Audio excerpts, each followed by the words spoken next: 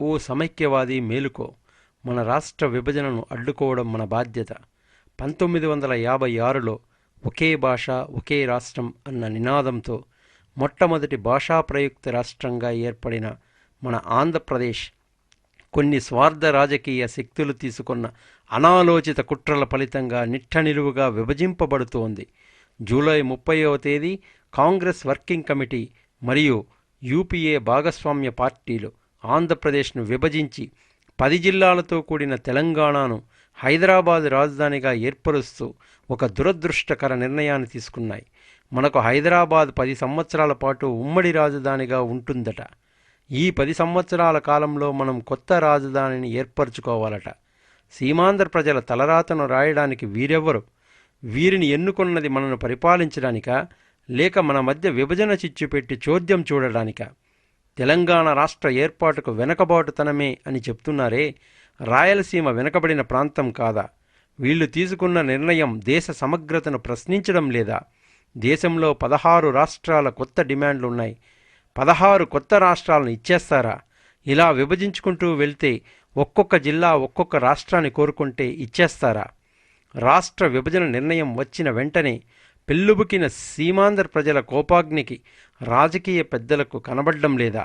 చిన్న పెద్ద, ధనిక పేద, ఆడ మగ అన్న తేడా లేకుండా సీమాంధ్ర ప్రజలు విభజనను వ్యతిరేకంగా నిరసిస్తూ రోడ్లపై ధర్నాలు, బందులు, రాస్తారోకోలు చేయడం ఈ కేంద్ర ప్రభుత్వం గుర్తించదా?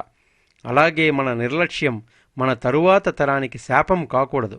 అందుకే మన రాష్ట్రం సమైక్యంగా ఉంచేందుకు గట్టిగా పోరాడాలి. విభజన నిర్ణయం వెనక్కి తీసుకునేంత వరకు మనం విశ్రమించకూడదు. మన సమైక్యాంధ్ర ఉద్యమానికి ఏ నాయకుడూ లేడు, మనమే నాయకులం. రాష్ట్ర విభజన వలన కలిగే నష్టాలను తెలుసుకో, ఈ నష్టాలను ఇతరులకు వివరించు.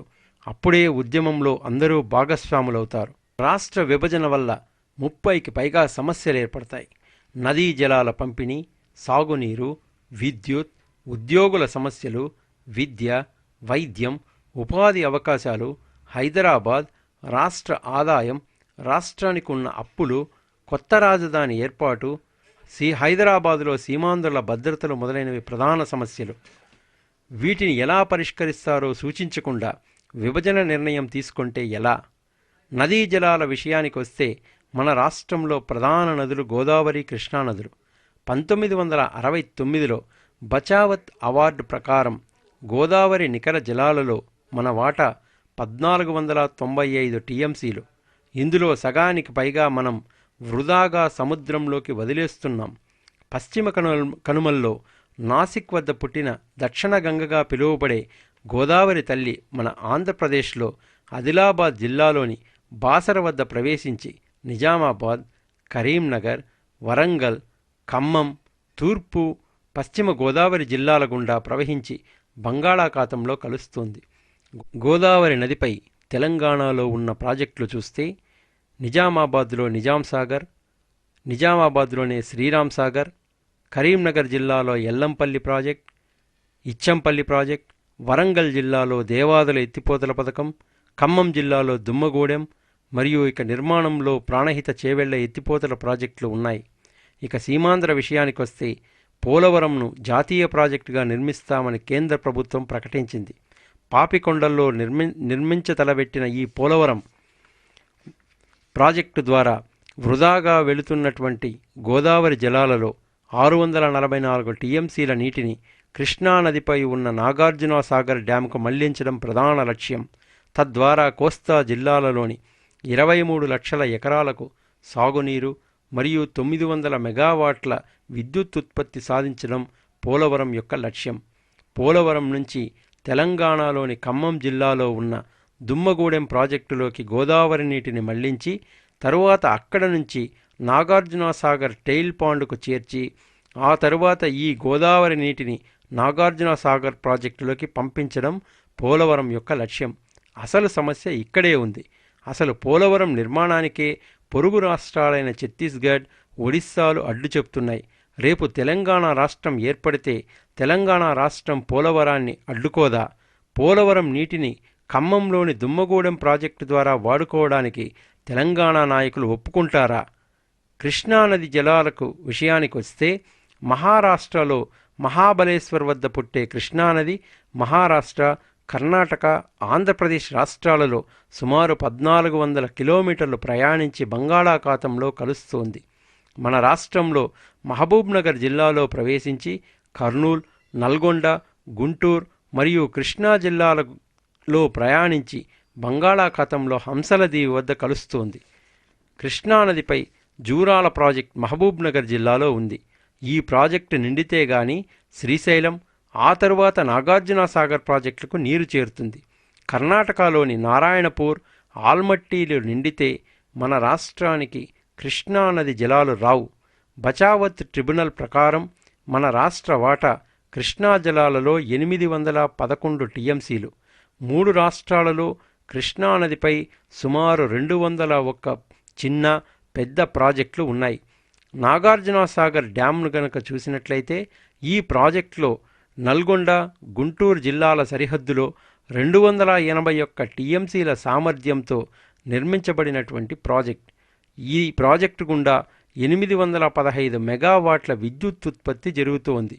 లాల్ బహదూర్ శాస్త్రి అనబడేటువంటి ఈ ఎడమ కాలువ తెలంగాణకు, జవహర్లాల్ నెహ్రూ కాలువ అనబడే కుడి కాలువ సీమాంధ్రకు సాగునీటిని సరఫరా చేస్తున్నాయి. నాగార్జునసాగర్ నీటిని, విద్యుత్తును 2 రాష్ట్రాలు పంచుకోవాలి. మరి ఈ పంపకం ఎలా చేస్తారు, ఎలా పంచుతారు, ఇది ఒక పెద్ద ప్రశ్న. ఇక శ్రీశైలం ప్రాజెక్టును గమనిస్తే ఇది కర్నూలు జిల్లాలో ఉంది. 228 టీఎంసీల సామర్థ్యంతో 1670 మెగావాట్ల విద్యుత్ ఉత్పత్తి సామర్థ్యం కలిగినటువంటి ఈ శ్రీశైలం ప్రాజెక్టు గరిష్ట ఎత్తు 885 అడుగులు. దీని యొక్క ఎడమ కాలువ కర్నూలు, కడప జిల్లాలకు, కుడి కాలువ తెలంగాణలో ఉన్న కల్వకుర్తి ఎత్తిపోతల పథకానికి నీటిని సరఫరా చేస్తాయి. సుప్రీంకోర్టు ఆదేశాల మేరకు నాగార్జునసాగర్ మరియు శ్రీశైలం ప్రాజెక్టులలో 131 టీఎంసీల నీటిని చొప్పున నిల్వ ఉంచి తీరాలి. శ్రీశైలం ప్రాజెక్టుపై ఆధారపడి రాయలసీమలో ఉన్నటువంటి ప్రాజెక్టులన్నీ మిగులు జలాలతో నిర్మించబడినటువంటి ప్రాజెక్టులు.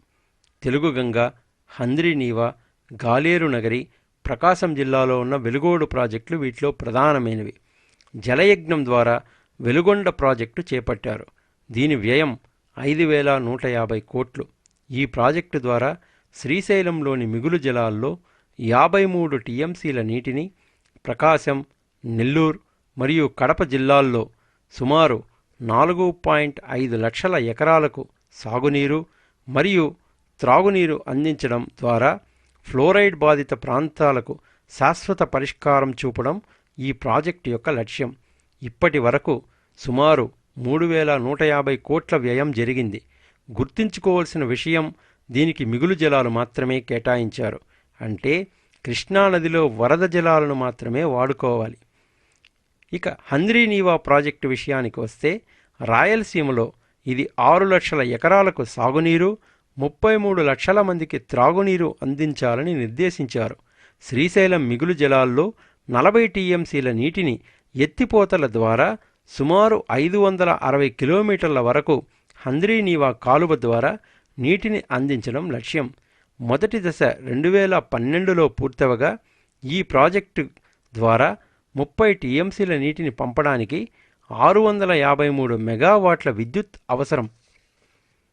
ఇక శ్రీశైలం మిగులు జలాలపై ఆధారపడి నిర్మాణంలో ఉన్న మరియొక ప్రాజెక్ట్ గాలేరు నగరి సుజల స్రవంతి 38 టీఎంసీల సామర్థ్యంతో కడప, చిత్తూరు మరియు నెల్లూరు జిల్లాల్లో సుమారు 3.25 లక్షల ఎకరాలకు సాగునీరు, 640 గ్రామాల్లో ఉన్నటువంటి సుమారు 6 లక్షల మందికి సాగునీరు ఇవ్వాలనేటువంటి లక్ష్యంతో ఈ ప్రాజెక్టు ఉద్దేశించబడింది. దీని నిర్మాణ వ్యయం 7,217 కోట్లు కాగా దీనిని మార్చి 2014 నాటికి పూర్తవ్వాలి. ఇక తెలుగుగంగ విషయానికి వస్తే 29 టీఎంసీల సామర్థ్యం గల ఈ ప్రాజెక్టు ద్వారా నెల్లూరు, చిత్తూరు, కర్నూలు మరియు కడప జిల్లాల్లో సుమారు 5,80,000 ఎకరాలకు సాగునీరు, చెన్నై నగరానికి, తిరుపతి, శ్రీకాళహస్తి పట్టణాలకు త్రాగునీరు అందిస్తోంది. మహారాష్ట్ర, కర్ణాటక, ఆంధ్రప్రదేశ్ రాష్ట్రాలు 5 టీఎంసీల చొప్పున మొత్తం 15 టీఎంసీల నీటిని చెన్నై నగరానికి త్రాగునీరు అందించాలని ఒప్పందం ఉన్నప్పటికీ మహారాష్ట్ర, కర్ణాటక రాష్ట్రాలు తమ వాటాను ఇవ్వడం లేదు. నల్గొండ, గుంటూరు జిల్లాల సరిహద్దులో నాగార్జున సాగర్ మరియు ప్రకాశం బ్యారేజ్ మధ్య పులిచింతల ప్రాజెక్టు నిర్మాణం జరుగుతూ ఉంది.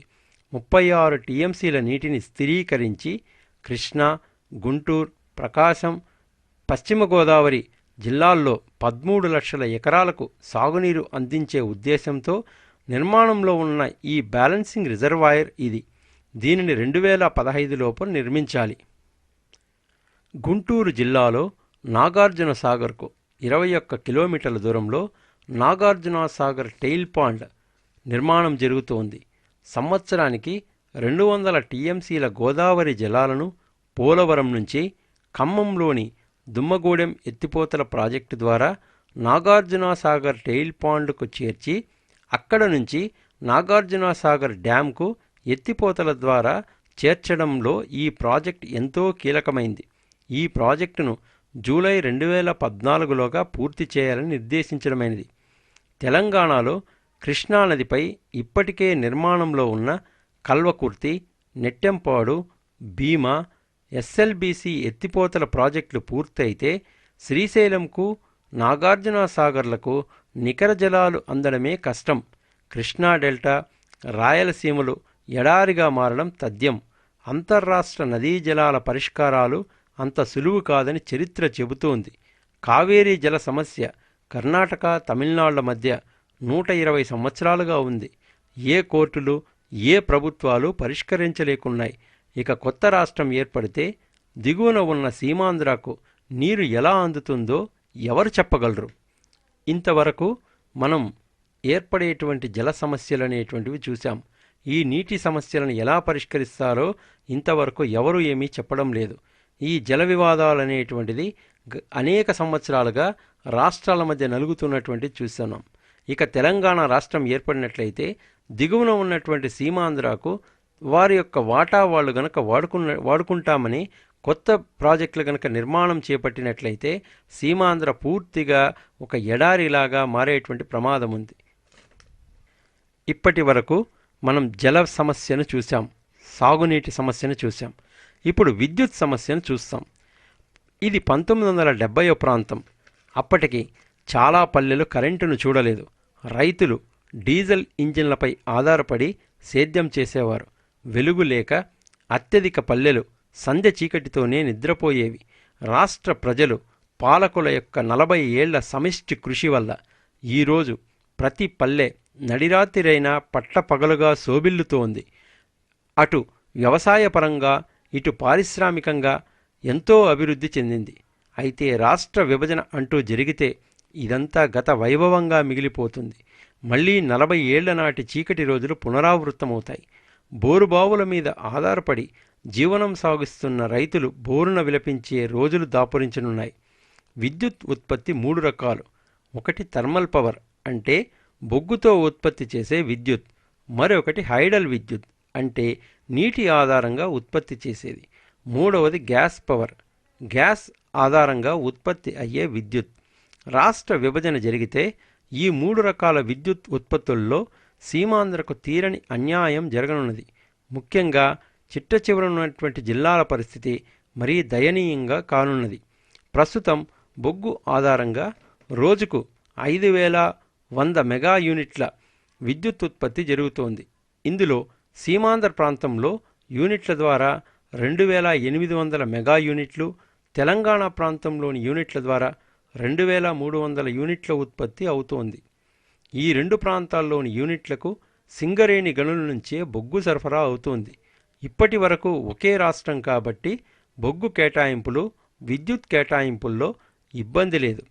రాష్ట్రం 2 ముక్కలైతే సీమాంధ్రకు తీరని నష్టం జరిగే ప్రమాదం ఉంది. ఈ ప్రాంతంలో బొగ్గు ఆధారిత విద్యుత్ ఉత్పత్తి యూనిట్లు ఉన్నా అవి నడపడానికి అవసరమైనటువంటి బొగ్గు తెలంగాణ ప్రాంతంలోని సింగరేణి గనుల నుంచి రావాలి. రేపు ఏ విషయంలోనైనా ఈ 2 ప్రాంతాల మధ్య విభేదాలు వస్తే అక్కడ ప్రభుత్వం బొగ్గు సరఫరాలో మెలికపెట్టే ప్రమాదం లేకపోలేదు. బొగ్గు కేటాయింపులు కేంద్ర చేతిలో ఉన్నా సరఫరా కావాల్సింది తెలంగాణ నుంచే కదా. ఈ రాష్ట్ర ప్రభుత్వం ఇబ్బంది పెట్టాలని అనుకుంటే సీమాంధ్ర ప్రాంతంలోని థర్మల్ కేంద్రాలు మూతపడడమో లేక సామర్థ్యం కన్నా తక్కువ ఉత్పత్తి చేయాల్సి రావడమో జరుగుతుంది. రాష్ట్రంలోని జల విద్యుత్ కేంద్రాల ద్వారా రోజుకు సుమారు 3800 మెగా యూనిట్ల విద్యుత్ ఉత్పత్తి అవుతోంది. జల విద్యుత్ కేంద్రాల్లో తెలంగాణ ప్రాంతాల్లోని కేంద్రాల ద్వారా 2800 మెగా యూనిట్లు ఉత్పత్తి అవుతుండగా సీమాంధ్ర ప్రాంతంలోని కేంద్రాల ద్వారా కేవలం 950 యూనిట్లు మాత్రమే ఉత్పత్తి అవుతుంది. నాగార్జున సాగర్, శ్రీశైలం, జూరాల, ఎగువ సీలేరు, దిగువ సీలేరు జల విద్యుత్ కేంద్రాల్లో అత్యధిక భాగం తెలంగాణ భూభాగంలోనే ఉన్నాయి. రాష్ట్ర విభజన జరిగితే ఇవన్నీ ఆ రాష్ట్రం పరిధిలోకి వెళ్ళిపోతాయి. పైగా ఇప్పుడు సీమాంధ్ర ప్రాంతంలోని జల విద్యుత్ కేంద్రాల ద్వారా ఉత్పత్తి అయ్యే 950 మెగా యూనిట్లు కూడా ఉత్పత్తి అవుతుందనే గ్యారంటీ లేదు.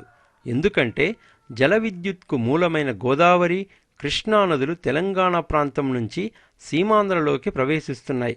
భవిష్యత్తులో తెలంగాణలో సాగు విస్తీర్ణం పెంచుకోవడానికి ఈ నదుల మీద ఆనకట్టలు కడితే సీమాంధ్ర ప్రాంతంలోని జల విద్యుత్ కేంద్రాలకు వచ్చే నీరు తగ్గిపోతుంది. దీంతో కరెంటు ఉత్పత్తి ఆగిపోతుంది. ఇక గ్యాస్ పవర్ గనక చూసినట్లయితే రోజుకు 4800 మెగా యూనిట్లు ఉత్పత్తి చేసే సామర్థ్యం కలిగిన గ్యాస్ ఆధారిత విద్యుత్ ఉత్పాదక కేంద్రాలు సీమాంధ్రలోనూ, 60 మెగా యూనిట్లు ఉత్పత్తి చేసే కేంద్రాలు తెలంగాణలోనూ ఉన్నాయి.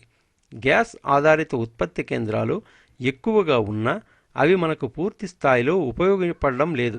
ఈ కేంద్రాలన్నీ ప్రైవేట్ కంపెనీలకు చెందినవి. వీటి నుంచి ఉత్పత్తి అయ్యే విద్యుత్తులో 40% మాత్రమే మన వాటా దక్కుతుంది. మిగిలిన విద్యుత్ ఇతర రాష్ట్రాలకు వెళుతుంది.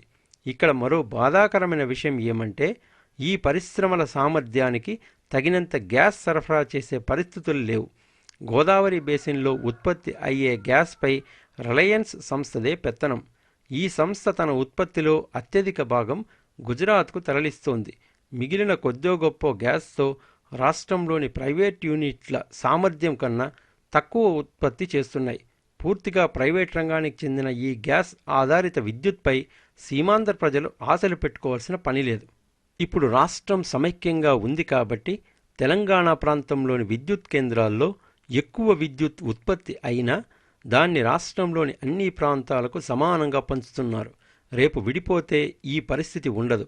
సీమాంధ్ర ప్రాంతంలోని జల విద్యుత్ ప్రాజెక్టుల ద్వారా 950 థర్మల్ పవర్ యూనిట్ల ద్వారా 2800, మొత్తం 3750 మెగా యూనిట్లు మాత్రమే సీమాంధ్రకు దక్కుతుంది.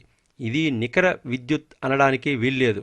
నాగార్జున సాగర్, శ్రీశైలం తదితర ప్రాజెక్టులలో నీటి వనరులు తగ్గితే జల విద్యుత్ సామర్థ్యం 950 మెగా యూనిట్ల నుంచి కనిష్ట స్థాయికి పడిపోతుంది. కాబట్టి జల విద్యుత్ గ్యారంటీ లేదు. థర్మల్ కేంద్రాల పనితీరు తెలంగాణ ప్రాంతంలోని సింగరేణి గనుల నుంచి సరఫరా అయ్యే బొగ్గు మీద ఆధారపడి ఉంటుంది. ఆ బొగ్గు కోట తెలంగాణ ప్రభుత్వం దయా దాక్షిణ్యాల మీద ఆధారపడి ఉంటుంది. ఈ పరిస్థితులను గమనిస్తే రాష్ట్ర విభజన అంటూ జరిగితే సీమాంధ్ర జిల్లాలు సాగునీరు, తాగునీటి కోసమే కాదు కరెంటు కోసం కష్టాలు పడాల్సిందే. రాష్ట్ర విభజన జరిగితే విద్యుత్ కష్టాల నుంచి తేరుకోవడానికి సీమాంధ్రకు కనీసం 10 సంవత్సరాల దాకా పట్టేటువంటి అవకాశం ఉంది. ఇప్పటి వరకు మనం విద్యుత్ సమస్యలు ఏ విధంగా ఏర్పడతాయో అనేటువంటి విషయాన్ని కూలంకషంగా చూశాం. ఇప్పుడు విభజన వల్ల ఏర్పడేటువంటి మరొక ప్రధానమైనటువంటి సమస్యను చూస్తాం. ఇదే హైదరాబాద్. 650 చదరపు కిలోమీటర్ల విస్తీర్ణంలో ఉన్నటువంటి హైదరాబాద్ ఈ స్థాయిలో అభివృద్ధి చెందడానికి కారణం మన నాయకులు ముందు చూపు లేకుండా అభివృద్ధిని రాజధాని కేంద్రంగా చేయడం. ఈరోజు విద్య, ఉద్యోగ అవకాశాలు, ఉపాధికి హైదరాబాద్ కేంద్రంగా మారింది. రాష్ట్ర నలుమూలల నుంచి ఉన్నత విద్యకై హైదరాబాదుకు విద్యార్థులు వస్తున్నారు. ప్రతిష్టాత్మకమైనటువంటి మెడికల్, ఇంజనీరింగ్ కళాశాలలతో పాటు 13 యూనివర్సిటీలు, 3 సెంట్రల్ యూనివర్సిటీలు ఉన్నాయి. వీటిలో కొన్ని ఉదాహరణలు పరిశీలించినట్లయితే Indian institute of technology, Indian institute of management, bits Pilani వాళ్ళ యొక్క బ్రాంచ్, అదేవిధంగా JNTU లాంటివి చూస్తున్నాం. ఇక ఇవి కాకుండా కేంద్ర రంగ పరిశ్రమలు చాలా ఉన్నాయి. బెల్, BEL, బీడీఎల్, హెచ్ఏఎల్ లాంటి భారీ పరిశ్రమలు హైదరాబాదులో ఉన్నాయి. ఇంతేకాకుండా రాష్ట్ర రంగంలో ఉన్నటువంటి అనేక పరిశ్రమలు కూడా హైదరాబాద్ కేంద్రంగానే ఉన్నాయి. ఇక వైద్య విషయానికి వచ్చినట్లయితే నిమ్స్, ఉస్మానియా, గాంధీ వంటి హాస్పిటల్సే కాకుండా ప్రైవేట్ రంగంలో ఉన్నటువంటి care, Yashoda, Apollo, Kamineni, image వంటి హాస్పిటల్స్ సీమాంధ్రలో ఏర్పడాలంటే ఎన్ని సంవత్సరాలు పడతాయో చెప్పలేం. ఇక ఉపాధి విషయానికి వచ్చినట్లయితే ఐటీ రంగంలో అనేక బహుళజాతి సంస్థలు సుమారు 150 కంపెనీల వరకు హైదరాబాదులో ఉన్నాయి. ఇవి కాక హెచ్సిఎల్, టీసీఎస్, ఇన్ఫోసిస్, విప్రో లాంటి దేశీయ దిగ్గజాలు ఇన్ఫర్మేషన్ టెక్నాలజీలో హైదరాబాదులో స్థాపించి ఉన్నాయి.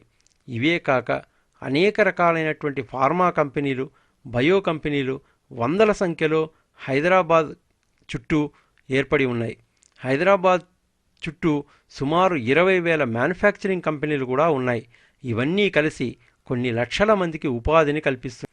ఇటీవల అభివృద్ధిని గనక పరిశీలించినట్లయితే హైదరాబాదుకు metro rail project, MMTS, outer ring road లాంటి ప్రాజెక్టులు వచ్చాయి.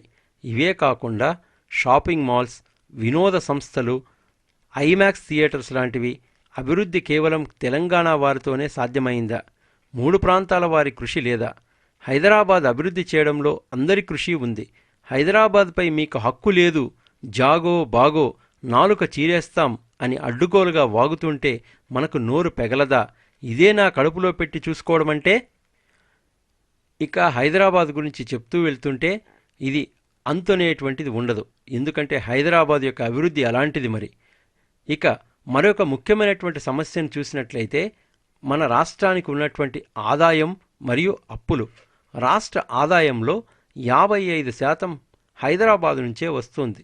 రాష్ట్ర విభజన జరిగితే ఆదాయ వనరులు తగ్గిపోవడం వల్ల వివిధ ప్రభుత్వ పథకాలు, ఆరోగ్యశ్రీ, విద్యార్థులకు స్కాలర్షిప్లు, రాయితీలు కొనసాగుతాయా? ట్యాక్సుల రూపంలో ప్రస్తుతం ఆదాయం 69,166 కోట్లు ఉంటే సీమాంధ్ర నుంచి కేవలం 21,600 కోట్లు మాత్రమే ఉంది. ఇక వ్యాట్ రూపంలో రాష్ట్ర ఆదాయం 14,000 కోట్లు ఉంటే సీమాంధ్ర వాటా కేవలం 6,200 కోట్లు మాత్రమే.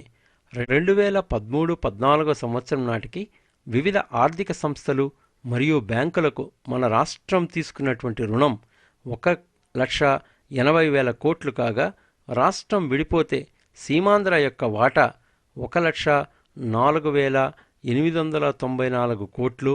అదేవిధంగా తెలంగాణకు కేవలం 74,954 కోట్లు చెల్లించాల్సి ఉంటుంది. అంటే ఆదాయం తెలంగాణకు, అప్పులు సీమాంధ్రకు. రాష్ట్ర ప్రగతికి తోడ్పడే ఏపీఎస్ఆర్టీసీకి ఇప్పటికే 5,000 కోట్ల వరకు అప్పులు ఉన్నాయి. ఆర్టీసీ స్థిరాస్తులు, బస్ నిర్మాణ కర్మాగారం వంటివి హైదరాబాదులో ఉండగా సీమాంధ్రలో ఏపీఎస్ఆర్టీసీ శాశ్వతంగా మూసివేసే పరిస్థితి కనిపిస్తోంది. ఇక హైదరాబాదులో ఉన్నటువంటి సీమాంధ్రుల యొక్క భద్రత విషయానికి వచ్చినట్లయితే ఈ విభజన విద్వేషాల చిచ్చు మూలంగా హైదరాబాదులో ఉన్న సుమారు 30 లక్షల మంది సీమాంధ్రులకు ఎవరు భద్రత కల్పిస్తారు? తెలంగాణ ఛాంపియన్ అని అనిపించుకుంటున్నటువంటి ప్రముఖ నాయకునకు ప్రాణహాని ఉందంటూ జెడ్+ కేటగిరీ భద్రత కావాలంటూ చేసినటువంటి ప్రకటన మనం చూశాం. ఏపీ ఎన్జిఓలు సెప్టెంబర్ 7న జరిపిన సేవ్ ఆంధ్రప్రదేశ్ సభకు కల్పించినటువంటి ఆటంకాలు, దాడులు చూశాం. వీళ్ళా మనకి భద్రత కల్పించేది? ఇంతేకాక సెక్రటేరియట్లోనూ, హైకోర్టులోనూ, జలసౌధ, విద్యుత్ సౌధ, ఎల్ఐసి ఆఫీసులలో సీమాంధ్ర ఉద్యోగులు నిరసన కార్యక్రమం జరపకుండా ఏ విధంగా తెలంగాణ ఉద్యోగులు అడ్డుకుంటున్నారో చూస్తూనే ఉన్నాం. మన తాతల కాలంలో మద్రాస్, నాన్నల కాలంలో కర్నూల్, మన కాలంలో హైదరాబాదును రాజధానులుగా చూస్తున్నాం. మన తర్వాత తరంలో వేరే రాజధానిని చూడాలా? ఇది మన దుస్థితి. 13 సంవత్సరాల క్రితం ఏర్పడిన ఉత్తరాంచల్లో గవర్నర్ భవనం నేటికీ అద్దె భవనంలోనే నిర్వహిస్తున్నారు. కేంద్ర ప్రభుత్వం ప్రకటించిన ప్యాకేజీలో 15% కూడా జార్ఖండ్, ఛత్తీస్గఢ్, ఉత్తరాంచల్ రాష్ట్రాలకు అందలేదు. చిన్న రాష్ట్రాలలో నక్సలిజం పెరిగిందనడానికి ఛత్తీస్గఢ్ ఒక ఉదాహరణ కాదా? చిన్న రాష్ట్రాలు విపత్తులను తట్టుకోలేవని ఉత్తరాఖండ్ వరదల స్థితి నిరూపించలేదా? సమైక్యంగా ఉంటే ఏదైనా సాధించవచ్చు, విడిపోతే పడిపోతాం. కావున రాష్ట్ర విభజనను అడ్డుకోవడం మన తక్షణ కర్తవ్యం. రాష్ట్ర విభజన ప్రకటన వెనక్కి తీసుకునే వరకు మనం విశ్రమించకూడదు. సమైక్య గళాన్ని గట్టిగా వినిపిద్దాం. జై సమైక్యాంధ్ర, జై జై సమైక్యాంధ్ర.